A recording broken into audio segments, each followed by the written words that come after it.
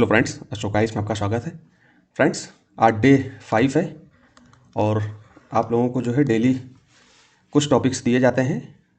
UPSC prelims 2026 को देखते हुए 24 मई को है आपका एग्ज़ाम, तो इसके लिए कुछ टॉपिक्स दिए जाते हैं। अगर इस टॉपिक्स को आप अच्छे से तैयार कर लोगे तो देखना आपको बहुत ज़्यादा इससे लाभ मिलेगा।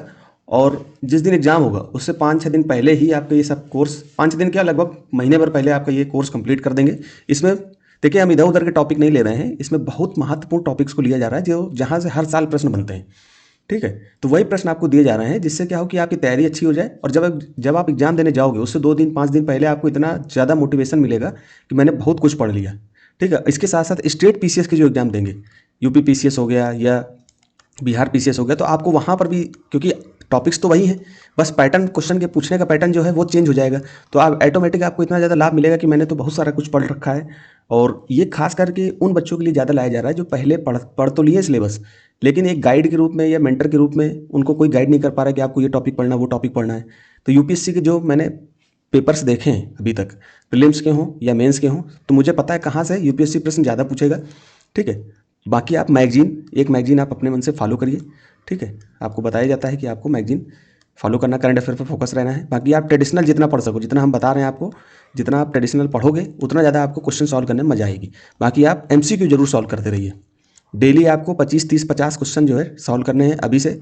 आप अगर किसी टेस्ट को फॉलो कर रहे हैं तो टेस्ट को, मैं तो कहूँगा यूपीएससी के पीवाईक्यू ज़्यादा से ज़्यादा सॉल्व करिए। ठीक है, तो चलते हैं हम सीधे, बात ना करते हुए। ये तो मुख्य बातें थी जो आपको बता दी गई, जिससे क्या हो कि आपको ये पता चल जाए कि ये जो भी ये प्रोग्राम चलाया जा रहा है वो फालतू नहीं चलाया जा रहा है। और इसके साथ साथ आप लोगों को डिटेल एनालिसिस की वीडियो कल मिल जाएगी। आप लोग परेशान मत होइए। बहुत लोग कमेंट कर रहे हैं कि सर कब आएगी कब आएगी। देखिए दोस्तों, दिक्कत ये है कि हमारे पास हम 2 लोग हैं।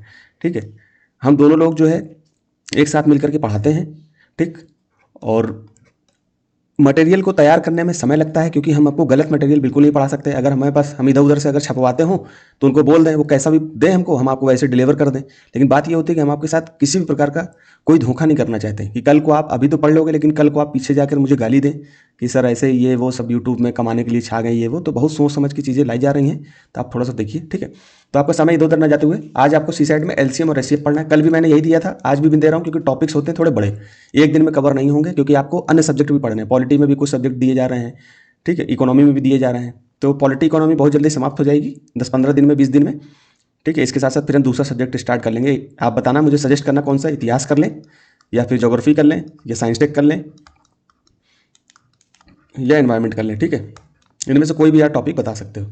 अगर इनमें किसी भी टॉपिक पे आपको दिक्कत हो रही हो कि सर मुझे दिक्कत हो रही है, 10-15 मिनट में इस टॉपिक्स को आप थोड़ा सा मुझे बता दीजिए, तो आप डायरेक्ट मुझे बता सकते हैं। इसके साथ साथ कमेंट भी कर सकते हैं। ठीक, कोई भी दिक्कत परेशानी हो आप सीधे कमेंट करिए कि सर ऐसी दिक्कत है, हम आपके साथ हमेशा खड़े हैं। तो आपको एलसीएम एचसीएफ फिर से पढ़ना है, और आगे जो भी, जैसे मान लो 5-6 लेक्चर आपने कहीं से देखे होंगे, कहीं पर आप देख रहे होंगे, तो वो कर लीजिए। स्वयं से प्रैक्टिस कर रहे होंगे तो स्वयं से फिर से आपको देखना थोड़ा आगे। इसको कल मैं दूसरा टॉपिक दूंगा। कॉम्प्रिहेंशन की प्रैक्टिस मैं मान के चल रहा हूँ कि आपके कॉम्प्रिहेंशन लगभग समाप्त हो गए होंगे 2011 के, अब आप 2012 में आगे होंगे। 2012 की भी प्रैक्टिस आप करना स्टार्ट कर दीजिए। ठीक, कॉम्प्रिहेंशन डेली आपको मिलेंगे, क्योंकि कॉम्प्रिहेंशन नहीं करोगे तो प्रीलिम्स नहीं निकलेगा आपका सी सेट। फिर इसके साथ साथ पॉलिटी में आपको सिर्फ केंद्र राज्य संबंधी दिया जा रहा है। कल आपको हमने क्या दिया था, कल आपको हमने सरकार की प्रणाली में संसदीय व्यवस्था और संघीय व्यवस्था दिया था। मैं मान के चल रहा हूँ कि आपने इसको पढ़ लिया होगा। इसके साथ साथ संविधान की प्रस्तावना दी थी, इसको आपको 10-20 मिनट, आधा घंटा रुक करके प्रैक्टिस, मतलब कि एक तरीके से रिवीजन करना है।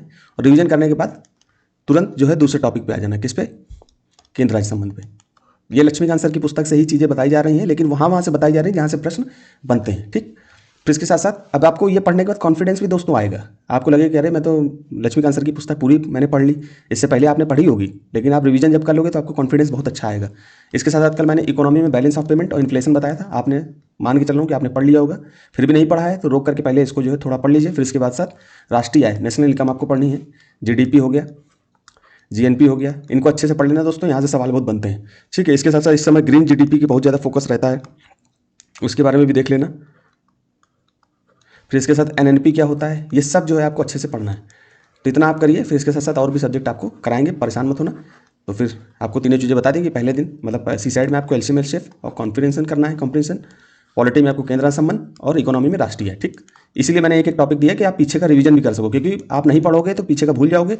और यूपीएससी में रिवीजन बहुत जरूरी है, क्योंकि क्वेश्चन इतने मजबूत तरीके से पूछे जाते हैं कि आप अगर 4-5 बार नहीं पढ़ोगे अच्छे से तो आप क्वेश्चन कर नहीं पाओगे। ठीक है, तो दोस्तों यहीं पर इसको समाप्त करते हैं, क्योंकि समय आपका ज़्यादा खर्च ना करते हुए। अभी मैं एक क्लास और लेकर के आ रहा हूँ आपकी, ठीक है। तो यहीं तक रखते हैं, धन्यवाद।